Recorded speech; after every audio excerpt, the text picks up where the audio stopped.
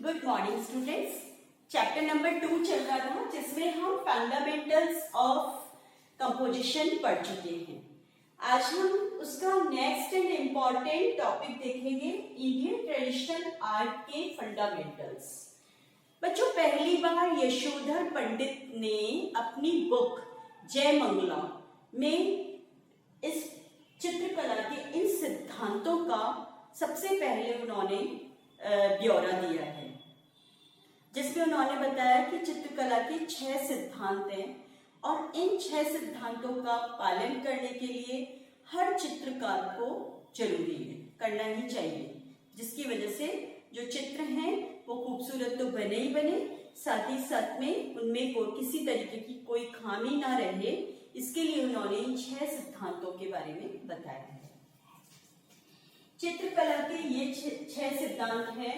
इन 6 सिद्धांतों को समझने के लिए एक संस्कृत का श्लोक उन्होंने लिखाया था और उसके बाद में उन्होंने उसको समझाया था। बच्चों, हम लोग ड्राइंग पढ़ रहे हैं, ना कि संस्कृत, लेकिन आपके 11th से लेके 12th तक के बीच में केवल ये एक श्लोक आ रहा है, जिससे अगर आप याद कर लेंगे तो आपका एक लॉन्ग टाइप क्वेश्चन जो है वो एकदम अच्छे से रेडी हो जाएगा। केवल श्लोक याद करें और उनके बारे में, हर शब्द के बारे में जो मैं समझा रही हूँ उसे केवल सुन लें। अगर बुक भी ना पढ़े तो आपको ये क्वेश्चन आपका एकदम रेडी हो जाएगा। श्लोक है, रूप भेदा प्रमाणिनी भाव लावण्य योजनम सादृश्य वर्णिका भंग इति चित्र षडंगकम। यानी इसके हर शब्द से जो 6 अंग है चित्रकला के वो निकल के आ रहे हैं। एक एक को हम लेते चलेंगे। रूप भेदा पहला है, पहला बोला है ना, रूप भेदा प्रमाणिनी, ठीक है। तो रूप भेदा, रूप भेदा का मतलब डिफरेंसेस ऑफ शेप्स, ठीक है।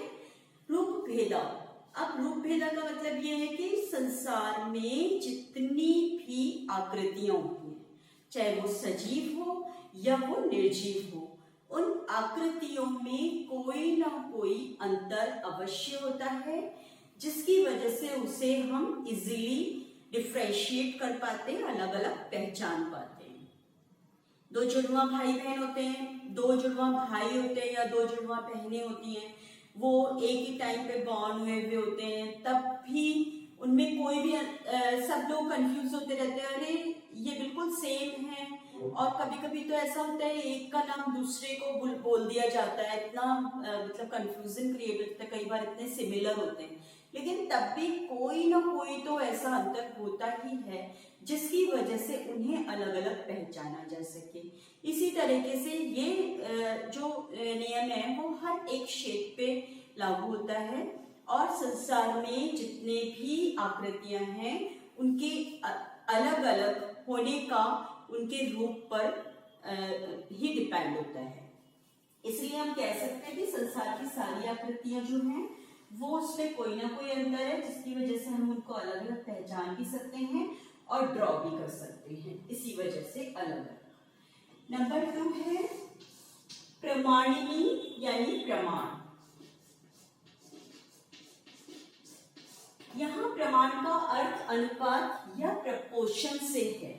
प्रपोर्शन यानी कितने से कितना, यानी छोटा बड़ा करने का मतलब है इससे कि अगर हम ये चीज 2 तरीके से मतलब यूज ली जाती है बच्चों।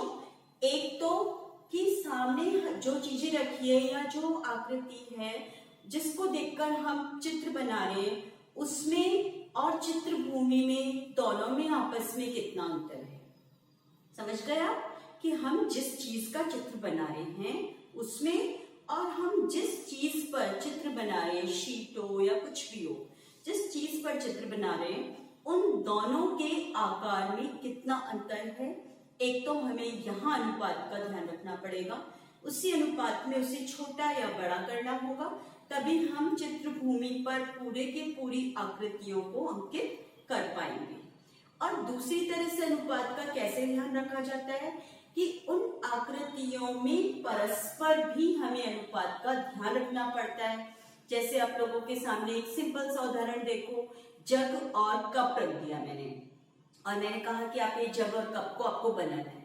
आपने बहुत सुंदर जग बनाया है और बहुत ही सुंदर कप बनाया, लेकिन आपको अनुपात का ध्यान नहीं रखा आपने, और जग और कप दोनों बराबर बना दिए, या कप और भी बड़ा बना दिया और जग बहुत ही छोटा बना दिया। तो वो चित्र इतना खूबसूरती से बनाने के बाद शेप एकदम एक्यूरेट आई आपकी, लेकिन फिर भी वो चित्र सही नहीं माना जाएगा।